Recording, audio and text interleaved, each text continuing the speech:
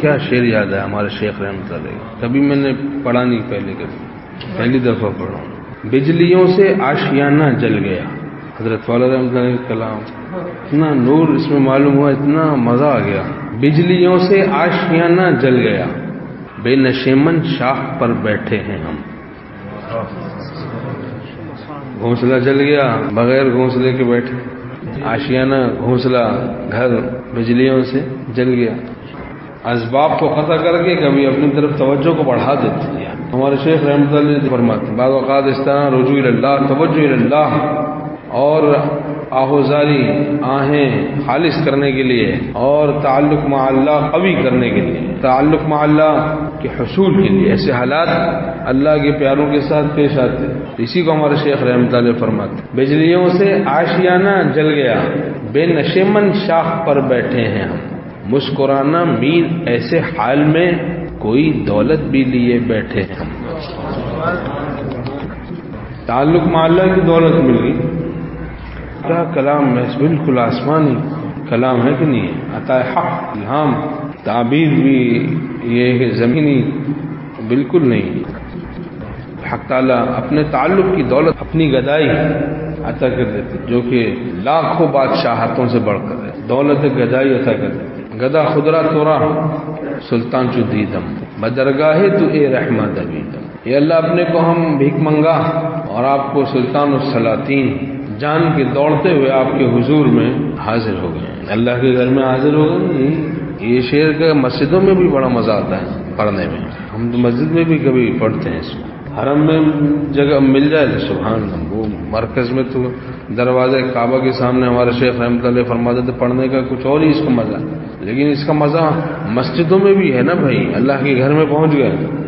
گدا خدرا تورا سلطان چدید، اپنے کو بھیک منگا اور آپ کو سلطان السلاطین جان کے بدرگاہ تو اے رحمہ دوی، اے رحمان آپ کے دربار میں ہم دوڑتے ہوئے حاضر ہو گئے، نماز کے لیے حاضر ہو گئے، آپ نے یاد فرمایا ہم آ گئے۔ اذان ہوتی نا تو بندوں کو اللہ یاد کرتا ہے، آ جاؤ آ جاؤ جلدی میرے بندو آ جاؤ، ہم تمہاری بگڑی بنائیں گے۔ بگڑی بنانے کے لیے خدا بلا رہا ہے، حی علی الصلاح حی علی الفلاح، کامیابی کے لیے، کامیاب کرنے کے لیے، کام بنانے کے لیے، بگڑی بنانے کے لیے بلایا جا رہا ہے نا بھائی، حی علی الفلاح، آ جاؤ جلدی جلدی تیار ہو کے، تمہاری بگڑی بنانا چاہتے ہیں، آؤ بگڑی بنوا لو، دنیا آخرت کے سب کام بن جائیں گے، تو لے اللہ کا نام تیرا سب بنے گا کام۔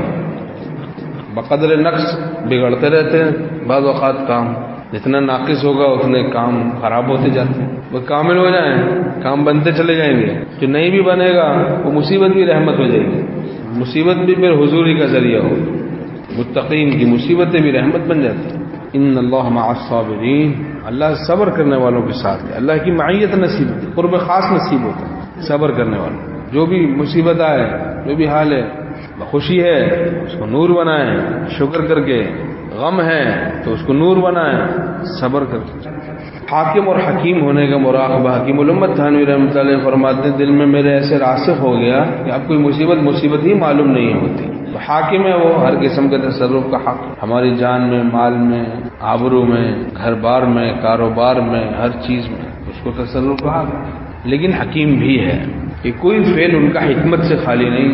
اللہ تعالیٰ جس حال میں رکھے ہیں اس حال میں راضی رہے، رضا بالقضاء سے مصیبت جلد دور ہو جاتی ہے، جو حاکم اور حکیم ہونے کا مراقبہ ہے اس سے رضا بالقضاء آسان ہو جاتا ہے، اللہ کی مرضی پر راضی رہنا آسان ہو جاتا ہے کہ اللہ جس حال میں رکھے بس ہم انہی کے ہیں، اس حال میں ہم خوش رہیں گے۔ تو بجلیوں سے آشیانہ جل گیا، بے نشیمن شاخ پہ بیٹھے ہیں ہم، مسکرانا میل ایسے حال میں کوئی دولت بھی لیے بیٹھے ہیں ہم۔ غضب ہے مسکرانا میل ایسے حال میں کوئی دولت بھی لیے بیٹھے ہیں ہم۔ واہ واہ، اب گھونسلہ جل گیا، جس چڑیا کا بغیر گھونسلے کے وہ شاخ پہ بیٹھی ہے، بے سر و سامان۔ حق تعالیٰ کبھی اسباب کو قطع کر کے اپنی طرف توجہ کو بڑھاتے ہیں تاکہ یہ غیر کا نہ رہے، بندہ میرا بن جائے، میرا ولی بن جائے، اپنی غلامی کے سر پہ میری دوستی کا تاج رکھ کے میرے پاس آئے۔ حکیم الامت تھانوی رحمۃ اللہ نے فرمایا کہ